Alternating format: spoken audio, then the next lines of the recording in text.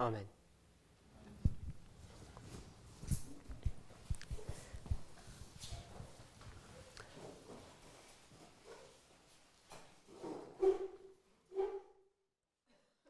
In our presentations yesterday, Nas nossas apresentações ontem, began by discussing all too familiar teaching techniques. nós conversamos sobre duas técnicas de debate familiares. I call it a teaching technique. It's actually a debating skill. Na verdade, é uma técnica de debate que eu chamo de habilidades, né, técnicas de debate. No inglês se chama Strawman Technique, que quer dizer técnica de falácias do espantalho. I know in different languages they don't have any phrase. Sei que em muitas línguas a gente não tem uma frase equivalente, Essentially, it's a technique to discredit your opponent. mas essa técnica ela é uma técnica para descredibilizar o seu oponente. Discredit them. Então, uma vez que você descredibiliza ele, They do or say afterwards. então tudo aquilo que ele fala ou faz depois It's cast as a bad light. é colocado através de uma luz ruim, má. E eu te dei um exemplo do que poderia ser isso, de como se aplica isso.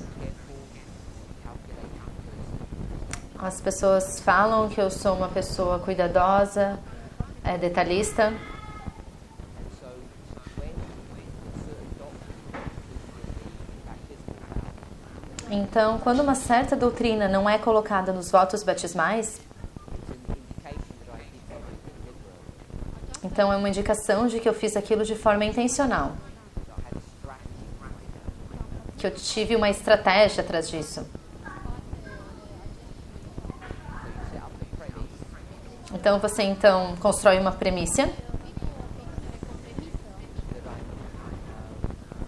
diligent, careful, detailed, que eu sou um tipo de pessoa detalhista, diligente, cuidadosa, which may or may not be true, que pode ou não ser verdade, depends on the person's perspective. depende da perspectiva de cada um. Once you make that statement, Mas uma vez que você afirma isso e que faz então um comentário ou uma observação de que uma certa doutrina não está inclusa nos votos, então obviamente você entende as implicações disso. to introduce to the minds of people the reason the vow is not there. Então é introduzida na mente das pessoas que a razão por que aqueles votos não estão lá é que eu fiz isso de forma intencional. Fiz de propósito para não estar lá. Now, this would be a relatively easy issue if you just remained on doctrinal. Isso seria, na verdade, um problema tranquilo, fácil de resolver se a gente permanecesse apenas na questão de doutrina. Who was right and who was wrong. Para você decidir quem está certo e quem está errado. When it becomes personal, Mas quando se torna pessoal, when it becomes subjective, quando se torna subjetivo, uses debating skills such as the one I've described, quando as pessoas usam ferramentas, questões de debate, como eu já mencionei, it becomes difficult to be able to discern between right and wrong. se torna difícil poder discernir entre o certo e o errado. You might think you're immune to such manipulation, Você pode achar que você é imune contra manipulação, but I want to know you're not. mas eu gostaria de te alertar que você não é. The reason why companies pay billions of euros to marketing companies A razão por que muitas empresas pagam milhões de euros para empresas de marketing for such messaging works. é porque esse tipo de mensagem funciona. Changes the way you think whether you realize it or not. E muda a forma que você pensa, quer você perceba ou não. Então, essas coisas são usadas de forma proposital.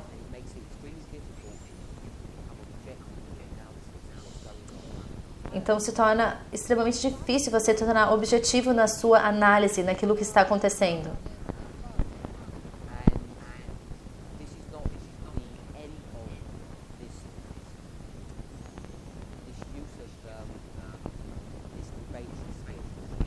E esse não é o fim desse estilo, né, de debate, dessa técnica de debate.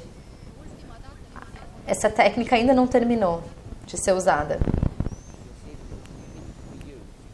Você vai ver que vai ser usada ainda.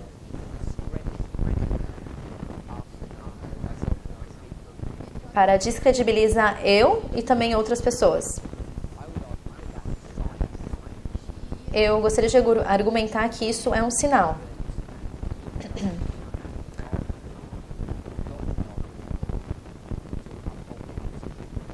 Que, na verdade, as pessoas não têm um argumento de fato suficiente para poder argumentar.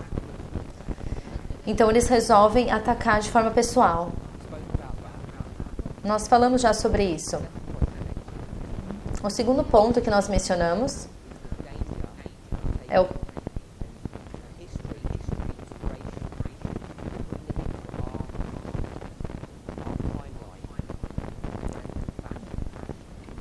o perigo de pegar uma história da inspiração e colocar dentro no contexto da nossa história.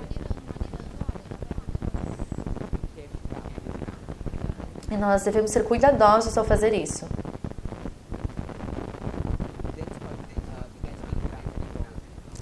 Então, nós começamos a falar sobre metodologia.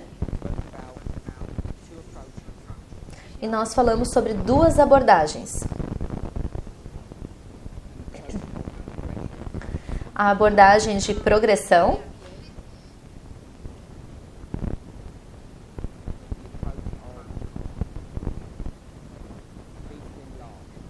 e a abordagem de repetir e ampliar.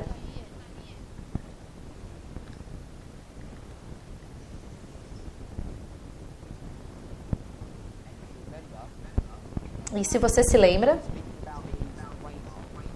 nós falamos sobre esses marcos. Nós identificamos que esses aqui são únicos.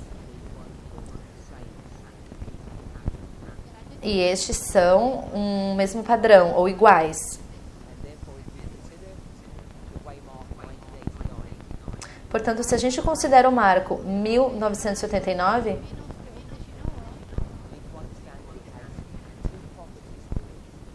nós precisamos entender que existem duas propriedades. É um único marco e também podem ser iguais. Também são iguais. Então, tem propriedade de ser o tempo do fim, mas também tem a propriedade de ser um marco separado e único. Então, se eu fizer isso aqui, colocar 1798, 1979, isso seria 1 e 2. Eles são marcos diferentes. Eles são unicamente diferentes, eles não são o mesmo. E esse é um ponto importante para a gente entender. Mas nós podemos usar repetir e ampliar, repetição e ampliação. E a gente pode dizer 1798 e 1989. Ambos são o mesmo marco. Aqui seria o tempo do fim. Ambos, então, seriam o tempo do fim. 1989 é o mesmo e também único, né? Mesmo e único. E se torna muito importante isso para a gente entender. A razão é que nós precisamos criar novas informações. O espírito de profecia nos dá uma visão bem limitada da nossa história.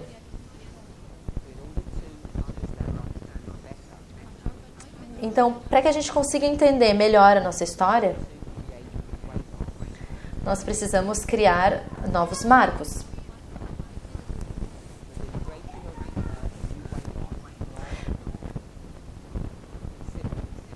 Mas a criação de novos marcos não é simples.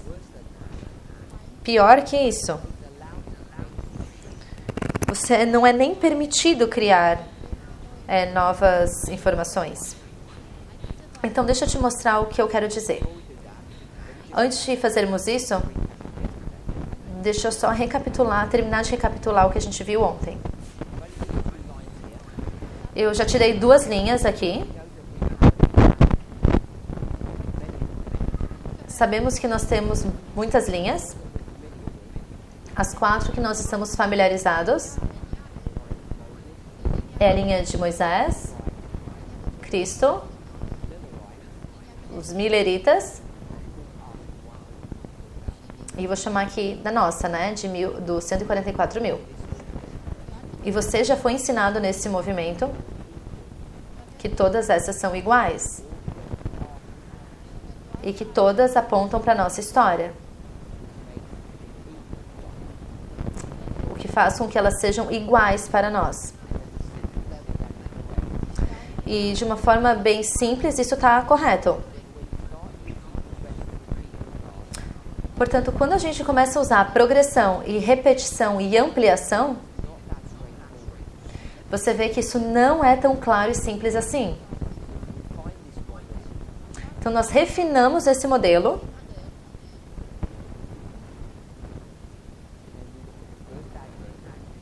Nós olhamos, então, o primeiro advento.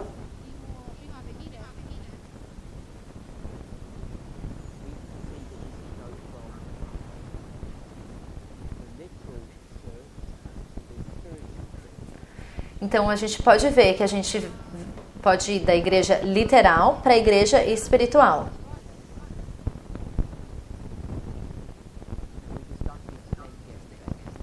E nós discutimos esse ponto ontem. Israel antigo, Israel moderno. Nós mostramos várias formas de ver isso. E o que nós vimos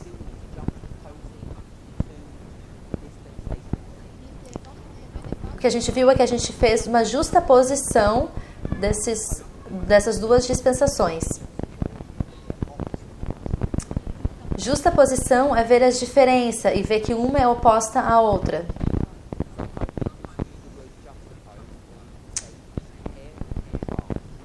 Às vezes a gente pode usar algumas vezes justaposição e outras vezes comparar e contrastar.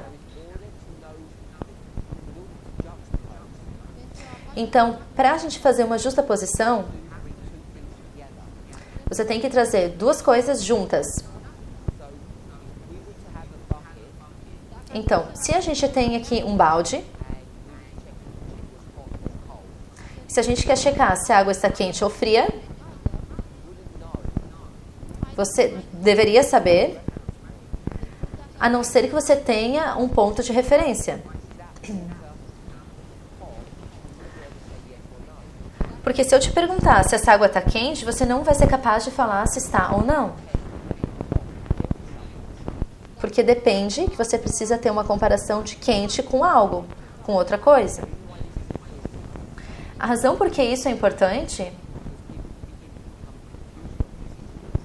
porque as pessoas estão começando a ficar confusas com esse ponto.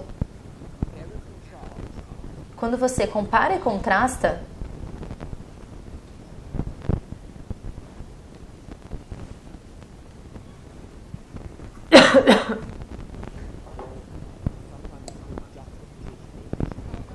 ou às vezes a gente chama de justaposição.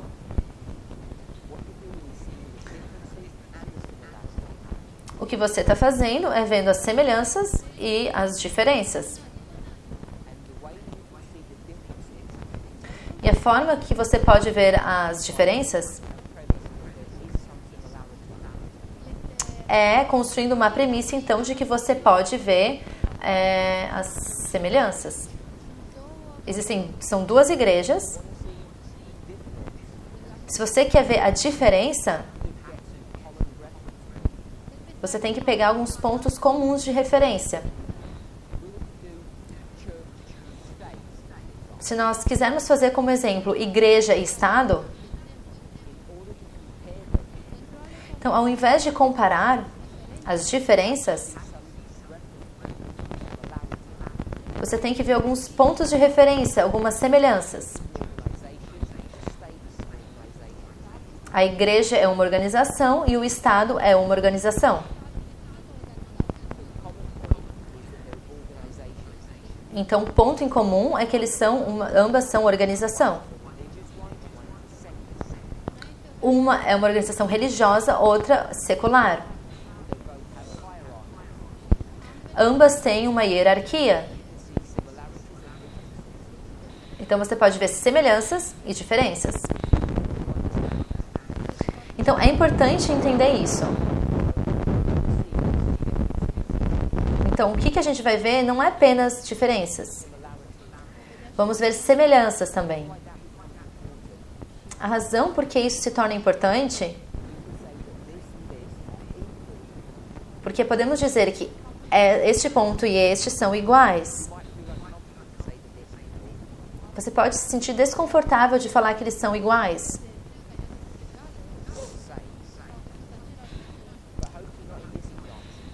Mas espero que não neste exemplo. Porque essa aqui é só a Igreja de Deus. Em duas dispensações. A primeira e a segunda. O que quer dizer, então, que é uma história de progressão? O que quer dizer que eles são unicamente diferentes. Então, quando você toma essa perspectiva, e você vai para Apocalipse, capítulo 2 e 3, e você vê 7 igrejas sendo mencionadas, sabemos que essas 7 igrejas são as dispensações cristãs. Então, muitas pessoas tomam a posição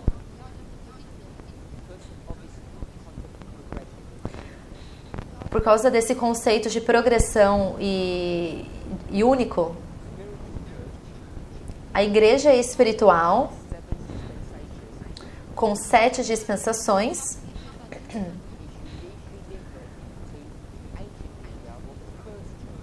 são unicamente diferentes com a igreja Israel antigo. E será que está correto isso? Sim. Sim, são diferentes. Mas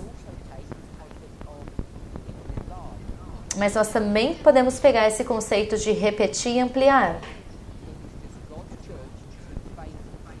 Porque é apenas a igreja de Deus em 2 fases.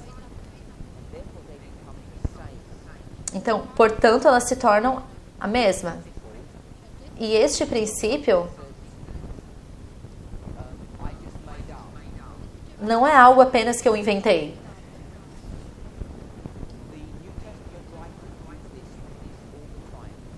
Os escritores do Novo Testamento usam essa técnica de diversas formas.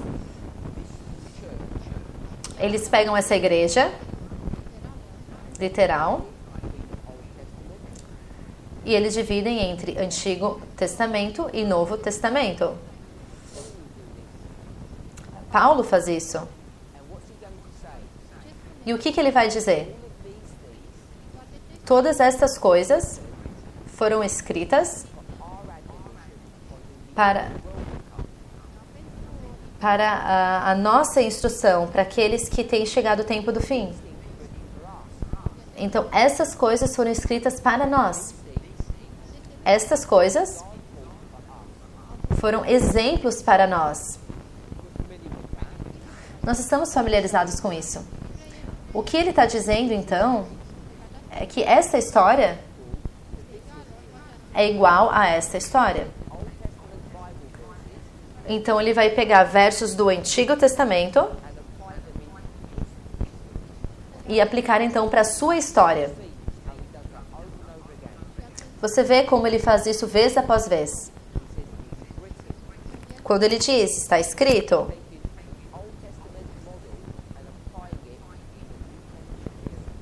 ele está pegando um modelo do Antigo Testamento e aplicando para o Novo Testamento. Isso é repetir e ampliar. E vou te dar um exemplo.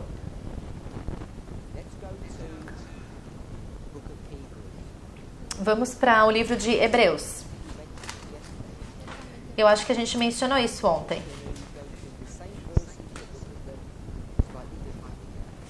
A gente vai para os mesmos versos, mas a gente vai olhar para eles de uma forma diferente agora. Você lembra que capítulo que a gente estava?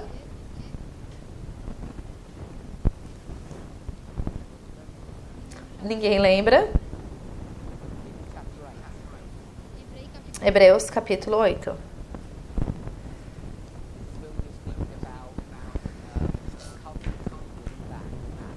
É aqui onde a gente estava falando sobre duas alianças.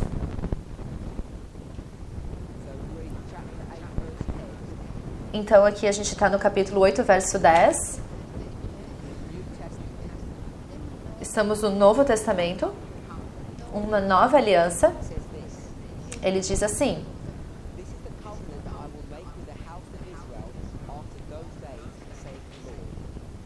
porque esta aliança que depois daqueles dias farei com a casa de Israel, diz o Senhor. Porei as minhas leis no seu entendimento e em seu coração as escreverei. Capítulo 8, verso 10. Diz, após aqueles dias, eu farei algo. Eu vou escrever a minha lei no seu coração. Do que Paulo está falando quando ele diz isso? Do que ele está se referindo? Capítulo 7. Qual que é o assunto do capítulo 7? A história de quem? Melquisedeque. Capítulo 9. Que história é essa? Que tema que é? Um novo santuário celestial. Então a gente tem todo esse novo conceito de um novo sacerdócio, especificamente Cristo.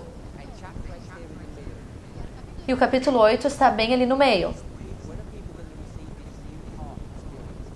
Então, quando as pessoas vão receber essa experiência de um novo coração? O que Paulo está falando aqui? Ele está falando sobre quando Jesus volta. Quando Jesus vem, né, e diz que o tempo está cumprido. Isso quer dizer que, então, o tempo chegou ao fim. Diz no verso 10. Após aqueles dias. Que quer dizer no fim daqueles dias. No fim dos dias. Então, é no final dos dias. Quando o tempo foi cumprido, está cumprido. O que então Jesus vai fazer? Aonde que o reino do céu é achado? Dentro de você? Não fora. Você não pode vê-lo. Então, a experiência desse novo coração, colocar a lei no seu coração, está acontecendo aonde? No Novo Testamento ou no Antigo Testamento? Conforme Paulo está falando. Então, vamos fazer assim. Um novo coração. E quando que você vai ter isso? Após os dias. Ou no fim daqueles dias. Todos claros? Todos estão claros? O problema é que Quando você vai para o verso 10, speaks about at the end of those days. que fala do fim daqueles dias, This is not Paul, isso não é Paulo. not original. Isso não é original. Now, I just want to stop. Então, agora eu só queria dar uma pausa. Recentemente, na Alemanha, eu falei uma frase, uma afirmação, né? Que eu estava falando no livro de Romanos. Mas a gente pode falar no livro de Hebreus também, que é o mesmo. O que dá no mesmo. Eu disse que o livro de Romanos não era inspirado. Então, eu pensei que esse movimento era cheio de cristãos maduros. Porque se você vai para o livro de Hebreus, diz que virá o tempo em que vocês devem ser professores. E parar de se comportar como crianças. Esse é o tema que Paulo usa. Isso é super conectado com maturidade e imaturidade. Então, se eu fosse falar que o livro de Romanos ou o livro de Hebreus não foi um livro inspirado,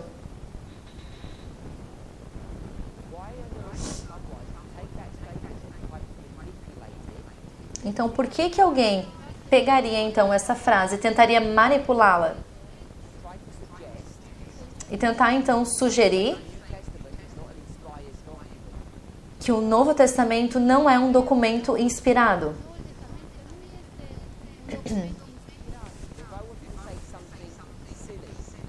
Se eu quisesse dizer algo tolo ou intrigar as pessoas, teria que ser muito mais forte, aliás, sutil que isso. Porque todos sabem que o Novo Testamento é inspirado. Ficou claro que aquilo que eu estava dizendo é que nessa história, quando Paulo está escrevendo essas cartas, que as suas cartas elas não eram consideradas como documentos inspirados, que eles não faziam parte das Escrituras. Então, se ele quisesse fazer uma afirmação e prová-la, ele teria que então voltar na Bíblia e nessa história, esses 27 livros não são a Bíblia, não eram considerados a Bíblia. Todo mundo sabe disso. Mas as pessoas, então, elas começaram a distorcer as minhas palavras e fazer com que as minhas palavras falassem algo que eu não tive a intenção de dizer. E quando você distorce as palavras das pessoas,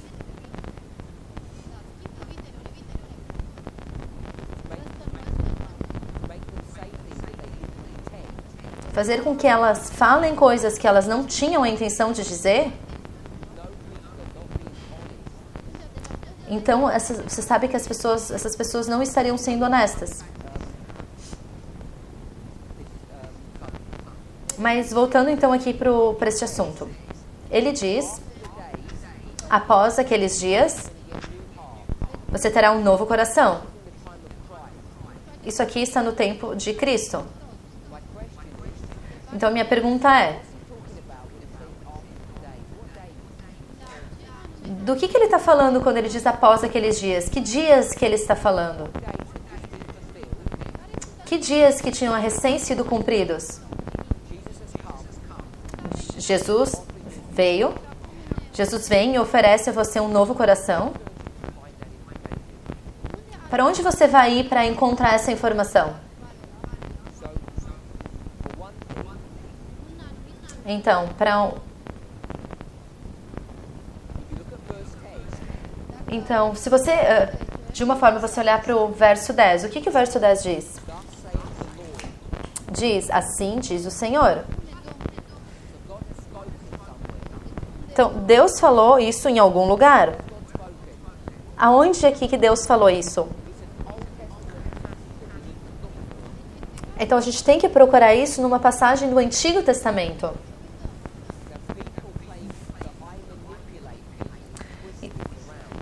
Então, as pessoas dizem que eu manipulo as coisas e distorço.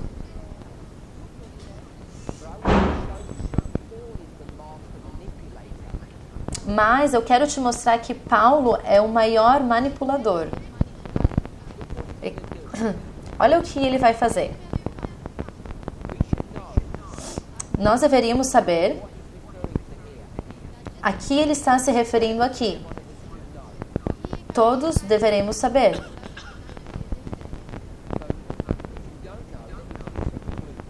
Então, se você não sabe, deixa eu te dar algumas dicas. Do que essa linha simboliza? O que essa linha simboliza? A cruz? É um símbolo de um ponto que divide duas dispensações. Não é apenas a cruz. É uma história. Então a gente vai pegar essa história, então, e vamos colocar 27, 31 e 34. Então, uma vez que a gente faz isso, agora então me diz, que dias são esses? Aonde você vai para encontrar esses dias? Você vai para o livro de Daniel, capítulo 9. Você vai para Daniel 9.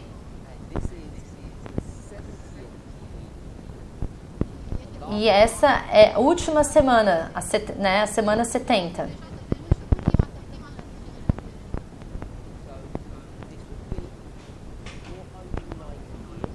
Então aqui seria 490 anos. E aqui seria 483 anos. Desde o começo. Tá tudo certo? Espero que a gente seja familiarizado o suficiente com Daniel capítulo 9. Para saber que no final das 70 semanas, ou eu deveria dizer então nessa última semana, o Messias viria e lidaria com o problema do pecado. Será que todos conseguem ver isso? Sim? Então, o problema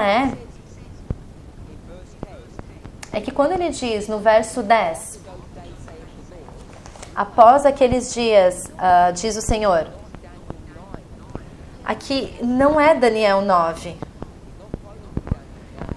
Ele não está citando Daniel 9. É uma história completamente separada e independente. Eu tenho certeza que a maioria de vocês sabe que história é essa que ele está se referindo. E não é o profeta Daniel.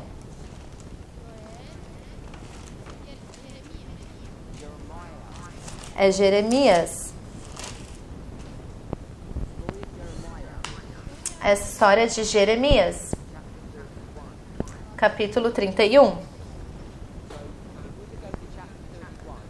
Então, se você vai para o capítulo 31, você verá que Paulo está citando diretamente desse capítulo. Então, quando Jeremias diz, após aqueles dias, o que ele faz? Eu vejo pessoas aqui olhando. Então, quem sabe a gente vai ali. Então, a gente vai para Jeremias 31.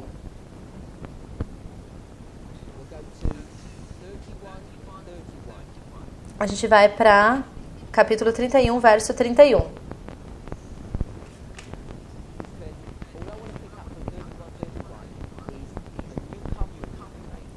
Então, o que eu quero falar aqui do 31, do verso 31, é que uma nova aliança seria feita.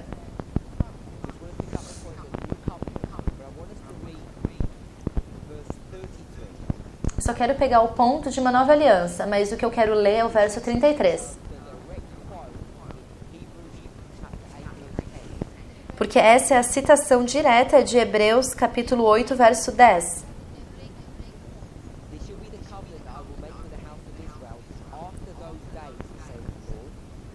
Mas esta é a aliança que farei com a casa de Israel depois daqueles dias, diz o Senhor. Então ele fala de colocar a lei no seu coração. Então a pergunta é, do que Jeremias está falando? Quando ele diz, após estes dias. Será que ele está falando dessa história de Daniel 9? Não, ele não está. Ele está falando de sua própria história, de Jeremias. E ele fala após estes dias, e no que ele está se referindo, é o cativeiro de Babilônia. Após o cativeiro de Babilônia, eu vou restaurar o meu povo. E eu vou entrar com eles para uma nova aliança. Uma aliança melhor. Essa era a vontade de Deus. Então Paulo pega uma passagem do Antigo Testamento e reutiliza, e quando ele faz isso, citando diretamente, ele pega algumas informações do livro de Daniel para mudar os dias.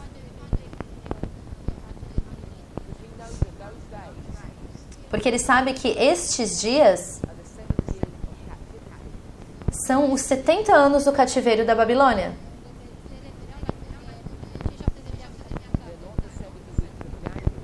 Eles não são as 70 semanas de Daniel. Então veja como ele usa o Antigo Testamento. De um modo forte e sofisticado. E nós apenas então falamos amém. Ok, que bom. Não tem problema. Então a questão é que se a gente realmente acredita nisso, que Deus está levantando uma igreja aqui na linha de Cristo,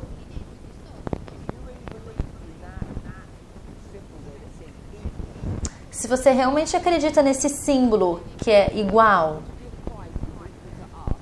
que a história de Cristo é igual à nossa, e você aceita que Paulo pode fazer tudo isso,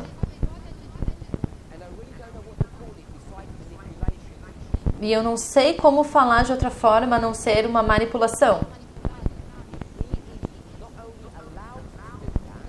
Se ele não é apenas permitido fazer isso, mas ele é requerido a ele fazer isso, para que ele consiga explicar o que está acontecendo na sua dispensação. Então, o que é requerido de nós fazer? Nós não temos nenhuma opção. Se nós dizemos que elas são iguais, você vai esperar ver que Deus está levantando um povo nessa dispensação. Então ele fará a mesma coisa. Mas hoje, se a gente usa a palavra manipular, é uma palavra suja. É como um pecado. Então eu sou acusado de manipular a inspiração e eu sou considerado um pecador. Paulo Ele manipulava a inspiração. E ele é considerado um santo. E ainda, nós dizemos que essas histórias são a mesma. Então eu quero que a gente veja que nós não estamos sendo verdadeiros e honestos com os nossos próprios princípios. Nós estamos quebrando todas as nossas próprias regras. E muitos de nós estão tendo uma mente dupla, estão em dúvida.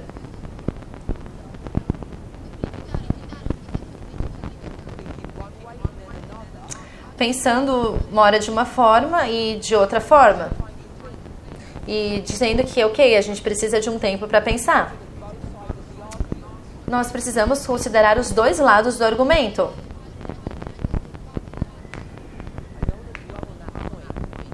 Eu não quero me prolongar, permanecer nesse ponto. Pode ser que eu faça, que eu volte a esse ponto em algum momento durante a semana.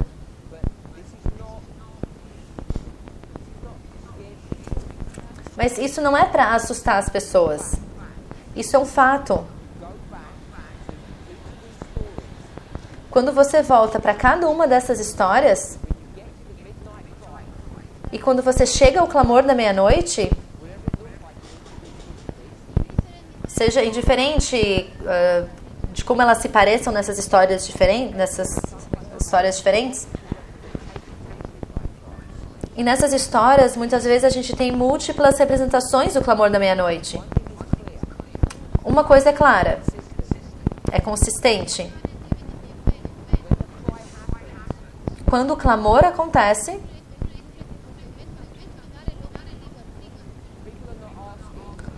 as pessoas não ficam se perguntando: a que lado devo eu ficar?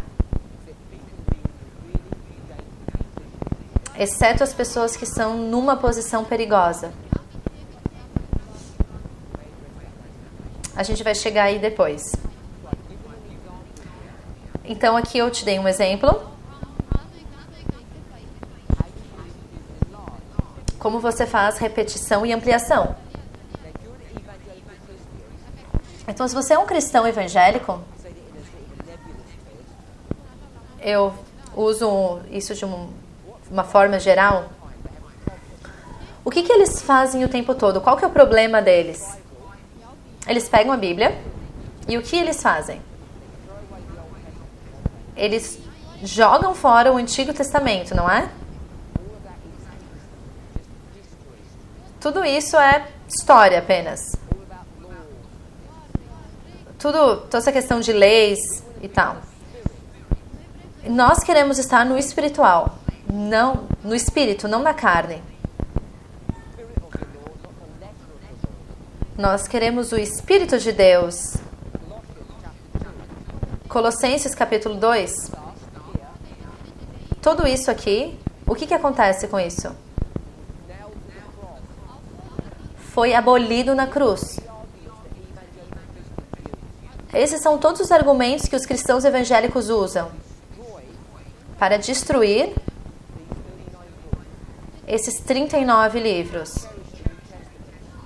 E aí eles usam apenas, o Novo Testamento. Se você faz isso, você tem um problema maior. Porque você não tem um ponto de referência, você não tem um exemplo. Paulo não pode fazer isso. Nenhum dos profetas do Novo Testamento podem fazer isso. É requerido a eles voltar ao Antigo Testamento para entender o Novo. Os evangélicos têm os seus próprios problemas. Quando eles não tomam isso como um pacote completo. Porque o que eles fazem? Eles ficam fixados nisso, na progressão. Progressão. Este é o antigo, nós não precisamos mais dele. Nós precisamos apenas do novo. Agora nós dizemos, nós adventistas, que a gente precisa lembrar disso.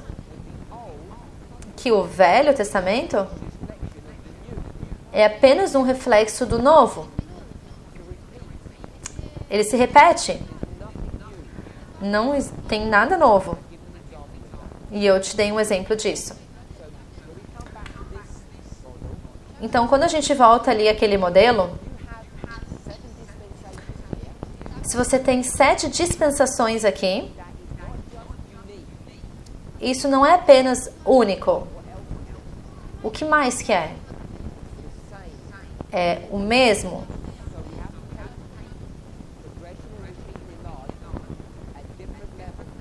Então a gente tem que pegar repetição e ampliação num outro nível.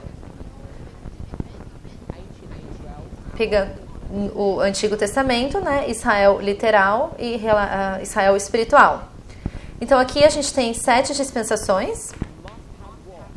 Você deve ter o quê? 7 dispensações no Israel antigo. Agora eu quero fazer uma observação. Se você olhar o livro de Stephen Haskell, a série de Patmos, não apenas as palavras dele, mas de outros comentaristas, esse conceito aqui não é novo.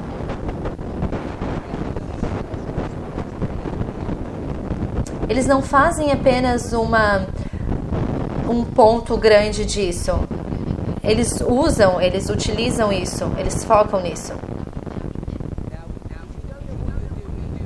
Então, se você não sabe o que você está fazendo, você coloca isso, usa apenas como um fato. Você apenas diz. Então, eles tiveram 7 dispensações aqui no Israel antigo. E isso é o que a gente fazia no nosso movimento por muito tempo. A gente falava, Haskell diz que era assim, então é assim. E ok, tá tudo bem por aí. Mas o que agora a gente pode fazer? Nós somos capazes agora de usar regras e uma metodologia e te mostrar por que nós temos que ter 7 igrejas no literal, Israel literal também. Não é opinião de Haskell. É um fato.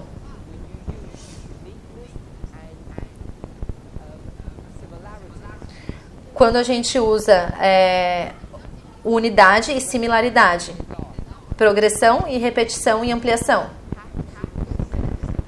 você tem que ver que vai ter 7 dispensações ali também. Então, o que a gente costumava ensinar?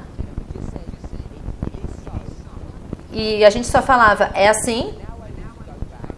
Agora a gente consegue voltar.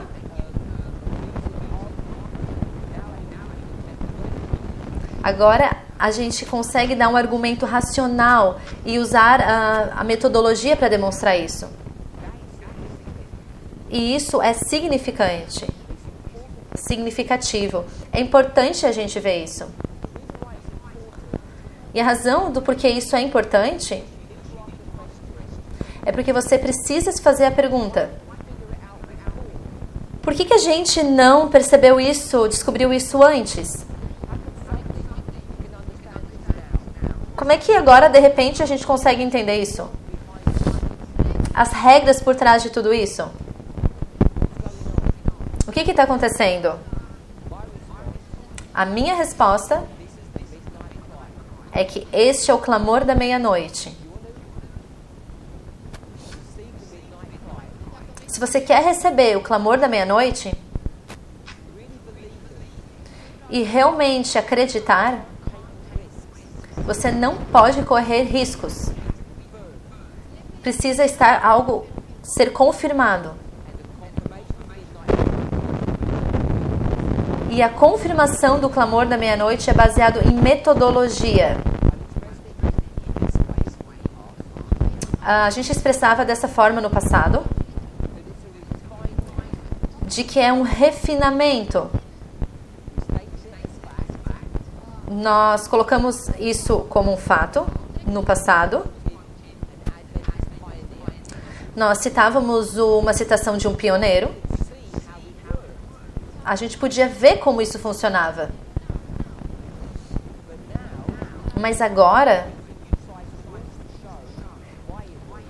a gente está usando regras precisas de mostrando como que isso funciona, o porquê que isso funciona. E essa é uma mudança significativa. A razão do porquê isso é importante é porque as pessoas que estão trazendo esse refinamento,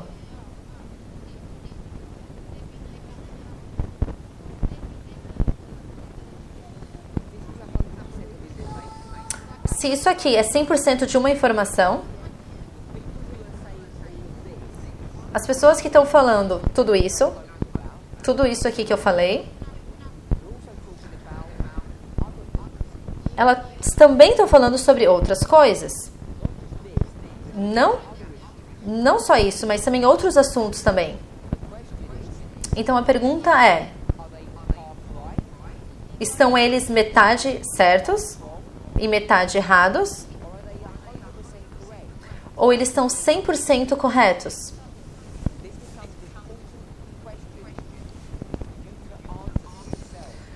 E essa se torna uma pergunta muito importante para você responder para você mesmo. Porque agora, o movimento que está em oposição ao nosso, estão dizendo o seguinte: você pode pegar e escolher quais pontos você acha que são corretos e quais não estão. Essas verdades que nós estamos ensinando está estabelecida de forma tão firme que mesmo aqueles que estão se opondo a nós não conseguem negar. Essas coisas são inegáveis. Mesmo os nossos inimigos têm que concordar que isso está correto. Então, estamos ok com isso, estamos de acordo com isso, meio certo. O que nós estamos sendo acusados é sendo metade errados. Mas o que você tem que te perguntar a você mesmo, é essa uma característica do clamor da meia-noite? De que era meio certo e meio errado? E todo mundo sabe. Mesmo aqueles que estão fazendo esses argumentos já sabem que essa não é uma característica do clamor da meia-noite.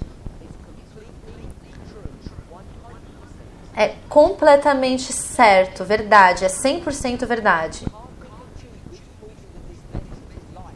Você não pode pegar e escolher quais porções dessa mensagem você gosta. Você tem que aceitar ou tudo ou nada. E o problema é, para aqueles que estão se opondo a nós, dizendo que nós estamos ensinando erros,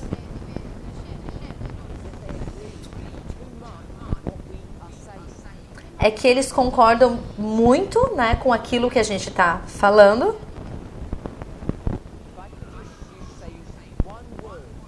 Se eu pudesse apenas dizer uma palavra,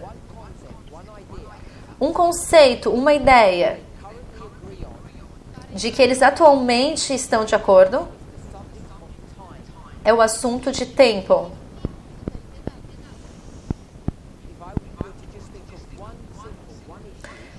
Se a gente fosse pensar aqui apenas em um símbolo, um assunto, que está conectado com o clamor da meia-noite, esse seria o assunto de tempo. Então, se eles estão de acordo que tempo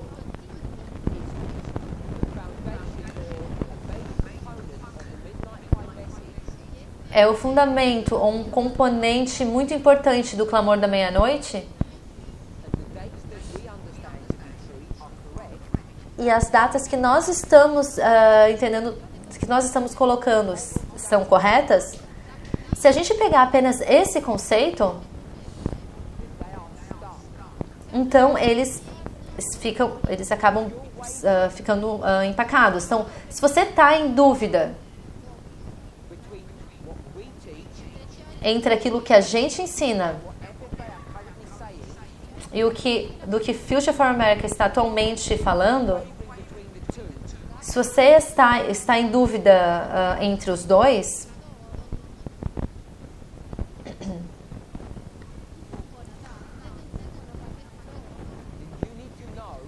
então você precisa saber que foi este movimento, estes professores que foram conduzidos por Deus para dar uma mensagem conectado a tempo. E Future for America aceitar isso como conduzido por Deus, e o assunto de tempo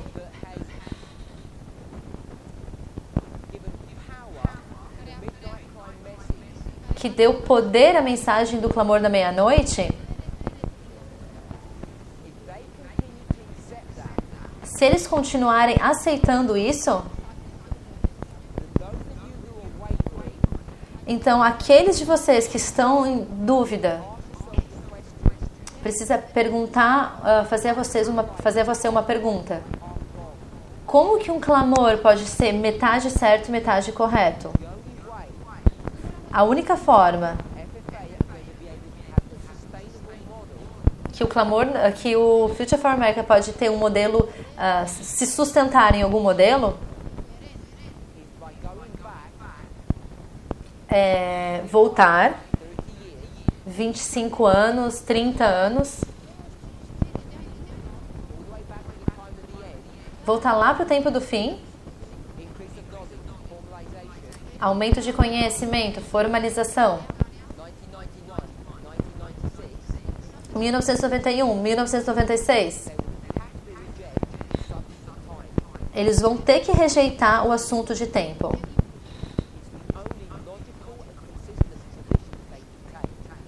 É a única posição lógica e consistente que eles podem tomar. Então, se você está decidindo quem está certo e quem está errado, você não pode estar confuso sobre quais são os assuntos, sobre qual é o problema. Existem várias acusações indo de um lado para o outro neste momento. Que a gente mudou os fundamentos. Que a gente destruiu as verdades originais.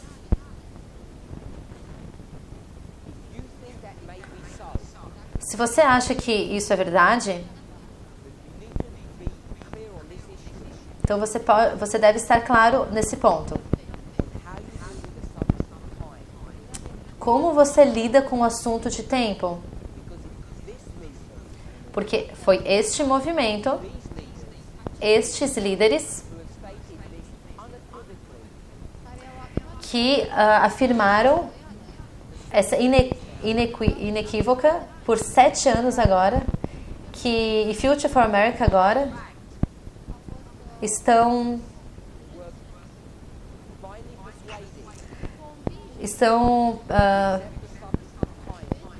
serão persuadidos então, terão que então aceitar o conceito de tempo. E foi esta ideia que começou a dar poder a essa mensagem.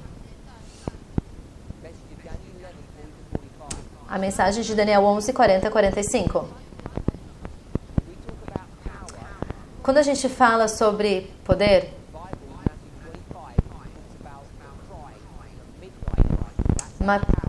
Mateus 25 fala sobre um clamor, por um alto clamor. Isto que é poder.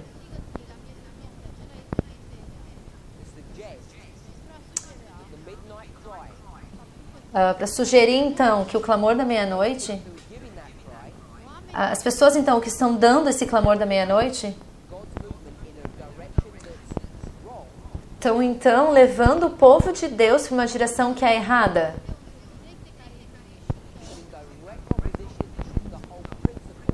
Estão numa direção completamente oposta ao princípio fundamental de que o clamor da meia-noite é uma mensagem que tem integridade.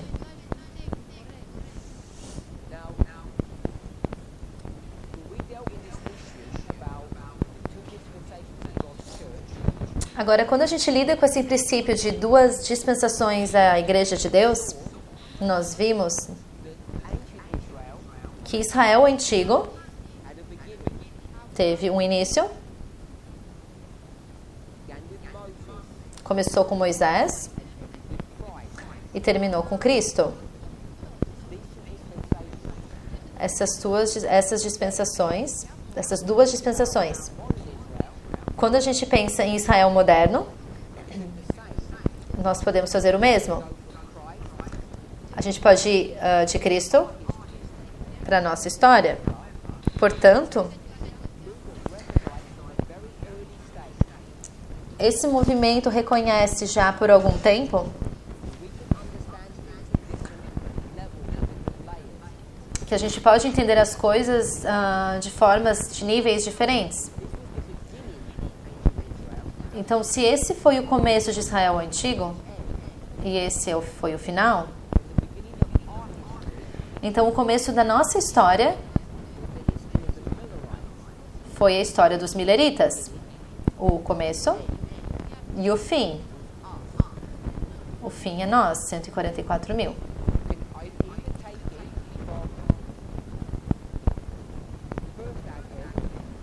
Você pode, então, pegar isso do primeiro advento, quando a gente pensando sobre Israel moderno, ou você pode pegar dos mileritas. Isso é o que a gente fez aqui. Se você for para Atos dos Apóstolos, capítulo 5, da forma que Ellen White fala sobre isso, como ela aborda isso, ela usa esse conceito como um modelo secundário.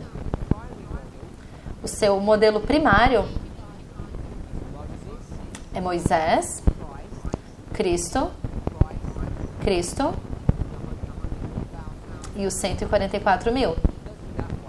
Ela faz dessa forma aqui. Mas ela também fala disso desta forma ali.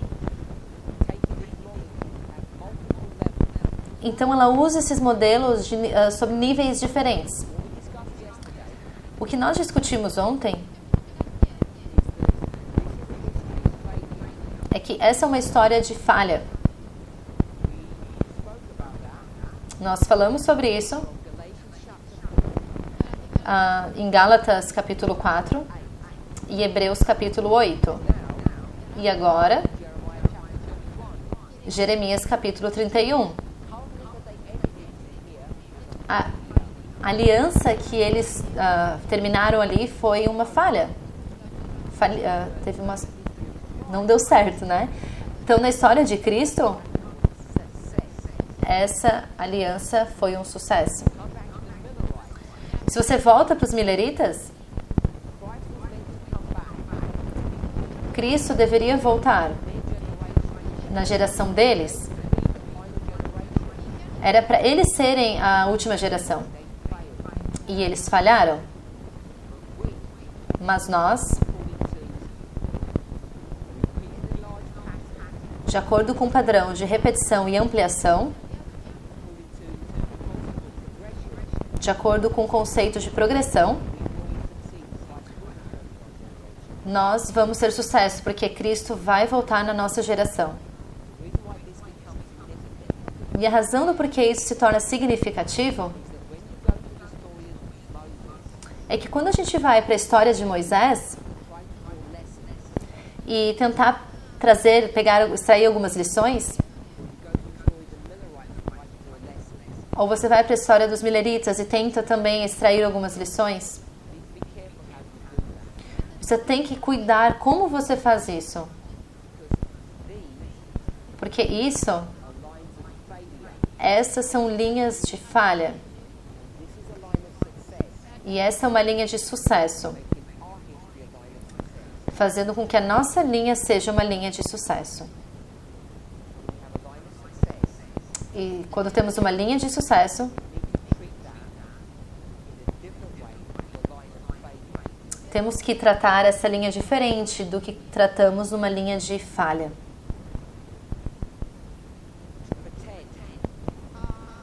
Pretend. Para fingir, então, que nós estamos continuando a estudar Basic facts. de uma forma básica, de uma forma simples, Just believe Haskell because he said it. e acreditar apenas nisso porque Haskell disse, Start talking about our dispensation the same way you did 20, 25, 30 years ago. e falar sobre dispensação da forma que a gente falava há anos, há 20, 30 anos atrás, não é apenas errado fingir que estamos fazendo isso, mas é uma rejeição do Espírito Santo, é rejeitar o Espírito Santo. Certamente a gente tem que esperar um aumento de luz.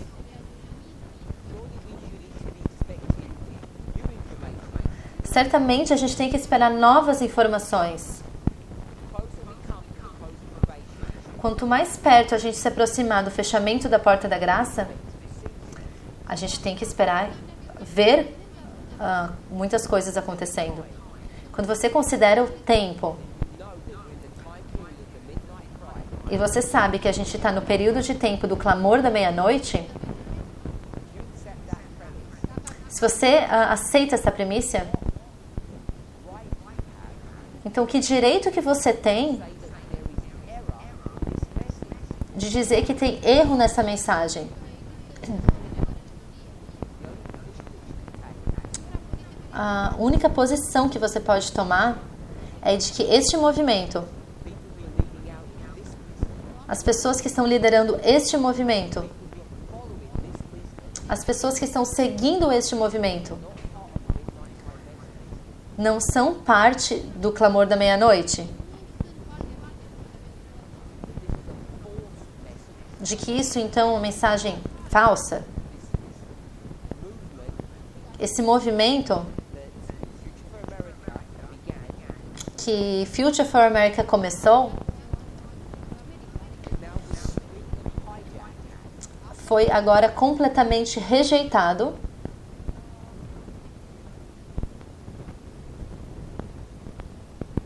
Foi completamente... Não é rejeitado a palavra. Foi completamente sabotado, não rejeitado, sabotado.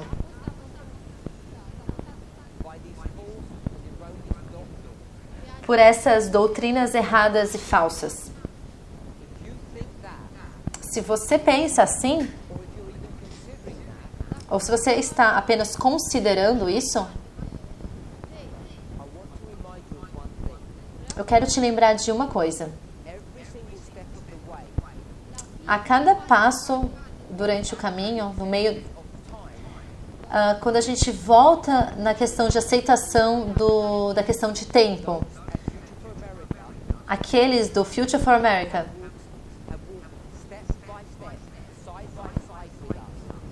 caminharam passo a passo ao longo do caminho com a gente. Como que eles podem estar então tão errados? Tão enganados?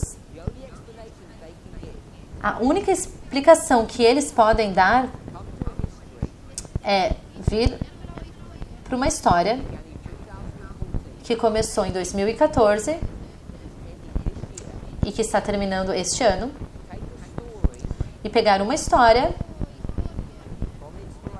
da inspiração e separar do seu contexto e colocá-la nessa história aqui.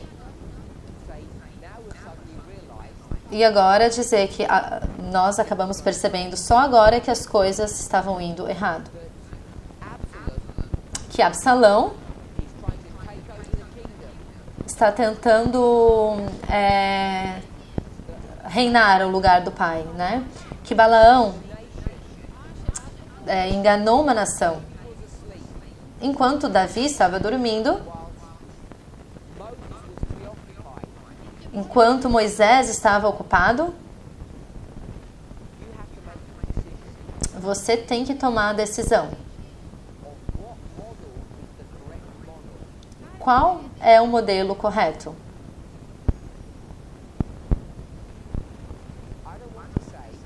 Eu não quero dizer, como outros estão falando, quem que é a pessoa honesta, que você tem que decidir onde que está a verdade. Mas eu quero que a gente entenda. Quando a gente fala de quem está falando a verdade e quem não está falando a verdade, não é a questão quem você pode confiar ou em quem você não pode confiar. Não é questões técnicas de debate. É olhar a metodologia. É ver como Deus tem conduzido esse movimento. Então tomar uma decisão racional. Baseado nas evidências que você vê na sua frente. De quem está falando a verdade e quem não está. Isso é o que cada um de nós estamos sendo confrontados. Vamos orar.